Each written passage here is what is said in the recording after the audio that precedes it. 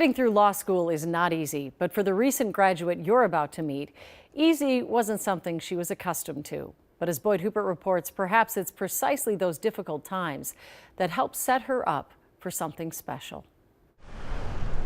A fresh coating of snow has frosted this place, like gingerbread. But the first time she arrived here, life was not so sweet. Hello. For Zarina Sementelli. Sometimes things can be so far removed that when you come back, you're like, wow, this really happened. I really did make it from here. Here is the Salvation Army's Booth Brown House, a shelter for homeless youth. Might as well start upstairs. 11 years later, Zarina is back. It feels almost full circle. Back in a room in which she'd sit with open books. I was studying for the ACT. Back in familiar stairwells and hallways. Yeah, this is where we did our laundry. But to fully understand Zarina's journey, let's go back even further.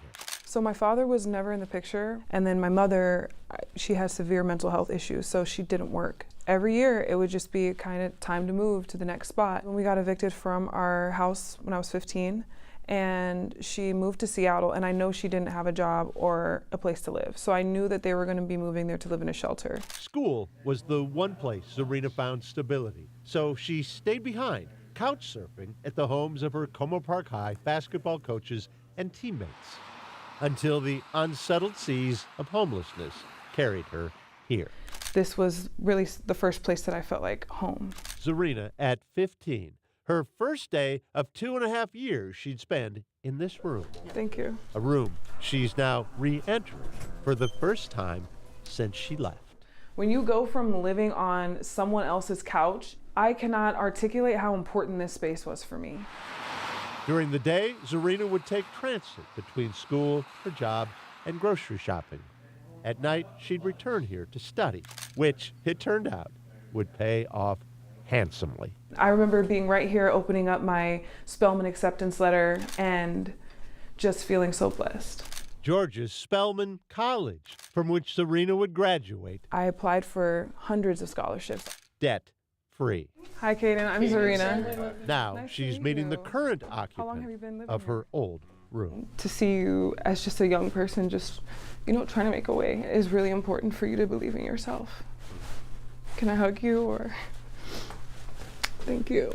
Believing in herself, Zarina attended law school in California, graduating last spring, passing the bar last fall. But that's not all in which Zarina believed. When I felt I had nobody on my side, when I didn't have parents to call, I got on my knees and I prayed. And I didn't grow up in the church, and a lot of people doubt God. But when I needed God, God was always there for me. And she's not done. Stronger and stronger and stronger. You with me? Yeah. Air Force officer training, Montgomery, Alabama, Zarina's next stop as she works to become a military judge advocate general. Definitely remember being in here. But this stop on the tour is one Zarina insisted she not miss. So this was my previous case manager, Natalie's office. Natalie no longer works here, but in this space she helps Zarina set goals and find tutors, health insurance, and food assistance. My name is Zarina Sementelli. And I was a Natalie, resident. who Zarina recently addressed. Ms. Bogdan was especially helpful. In this letter she sent to Booth Brown. I would be extremely grateful if you could share it or pass along my message of appreciation. Zarina, Hi, Zarina. here's one better.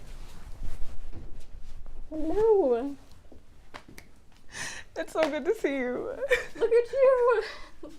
From homeless 15-year-old to law school grad doesn't happen alone. When I graduate and I pass the bar, I'm like, wow, I wish I could just tell Natalie. Oh my goodness.